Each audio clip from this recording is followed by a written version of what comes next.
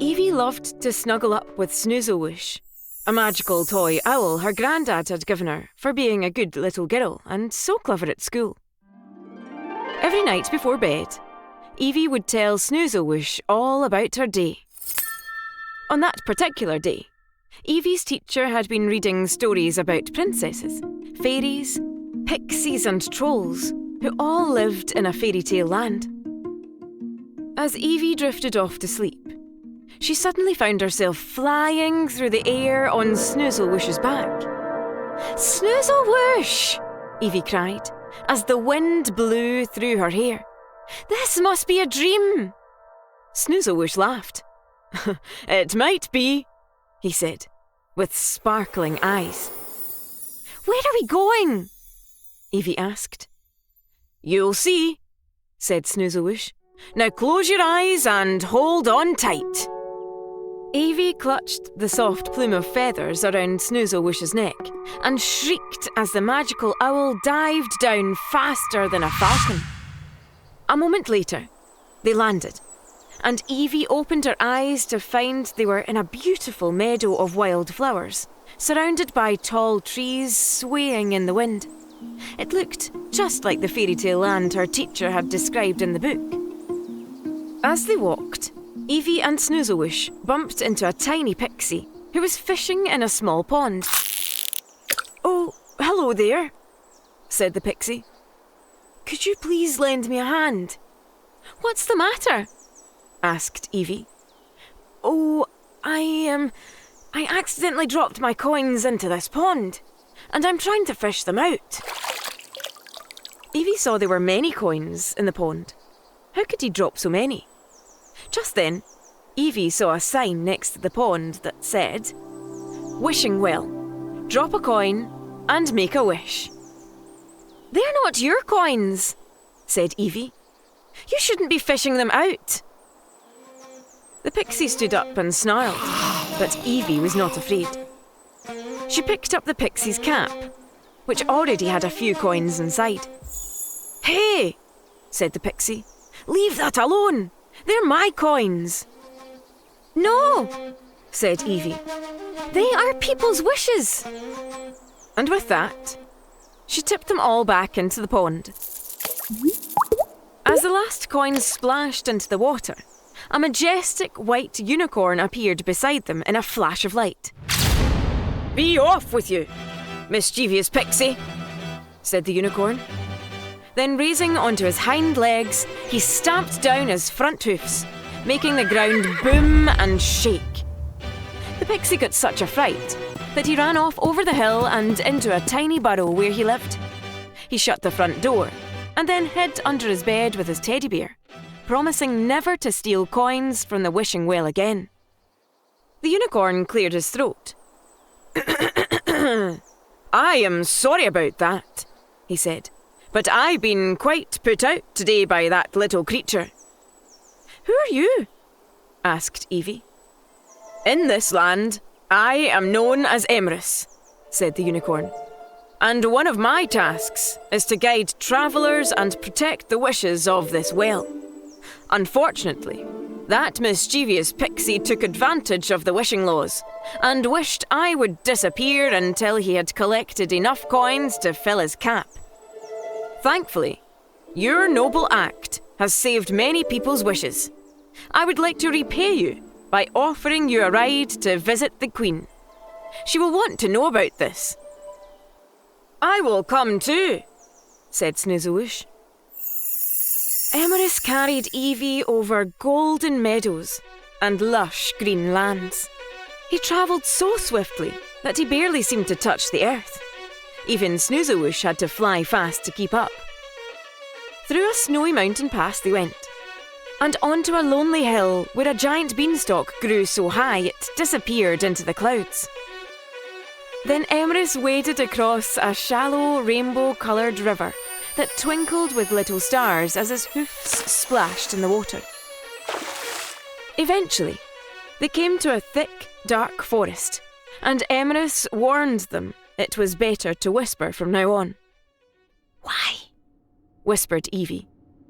"Because not everything in the forest is good or friendly, said Emrys. Snoozlewhoosh flew closer, hovering just beside Evie's shoulder as the forest got thicker and darker with ancient trees and strange sounds Evie had never heard before. Up ahead was a rope bridge spanning a great chasm of water. The cliffs on both sides dropped far below into a roaring river. "We're nearly there," said Emrys. "The Queen's palace is on the land over this chasm." Just then, 2 ugly trolls with clubs in their hands appeared on the other side of the bridge. They were big, bulky, and a bit slimy. Snoozlewhoosh held his beak. "I can smell them from here," he said. "No one crosses our bridge without paying a toll," said the first troll, whose name was Mug. "Yeah," said the other troll, whose name happened to be Smug. "Troll toll!" "And what is this troll toll?" asked Evie. "Troll toll is a bag of gold," said Mug. "Yeah, said Smug. one for Mug and one for me. 1 and 1 is 3. And both Mug and Smug laughed together. "Don't worry," said Evie. "These 2 don't seem very smart to me. I have a plan to get across without paying any troll tolls. Emrys, remember what you did to scare away the pixie?" "I do," said Emrys. "Good. Be ready when I give the word," said Evie. Emrys nodded and then scuffed a hoof. "Mug! Smug!" shouted Evie. "How can you be owners of this bridge? You don't look very brave to me." Mug and Smug stopped laughing. "Oh yeah?" said Smug. "I'll bet you haven't even been across this bridge before. I'll bet you are too scared to cross because it's so high. And you are both big scaredy trolls." "Ha!" said Mug. "We'll show you who's brave and who owns this bridge." Mug and Smug started onto the rope bridge that swayed this way and that under their heavy, clumpy steps. "Careful!" said Mug to Smug. "Stop shaking it!" "I'm not," said Smug. "It's you and your big feet." When Mug and Smug were halfway across, Evie said, "Now, Emrys!" Emrys rose up on his hind legs and then slammed his front hoofs onto the old bridge, which rippled up like a wave and sent the 2 trolls flying into the air. Cried Mug and Smug as they fell down, down, down and landed with a terrific splash into the river that swept them both away, never to be seen again. "Hooray! Yippee! Woohoo!" came the cries of many small voices.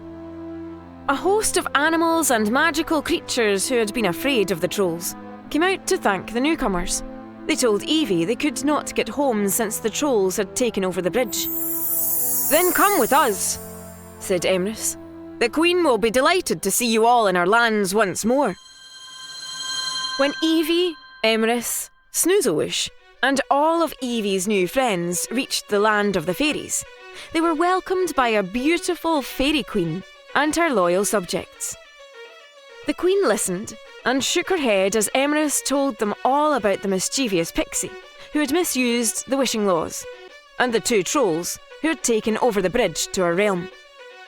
"We had thought our beautiful friends had been captured or run away," said the queen, "but you have brought them back to us and rid us of those terrible trolls.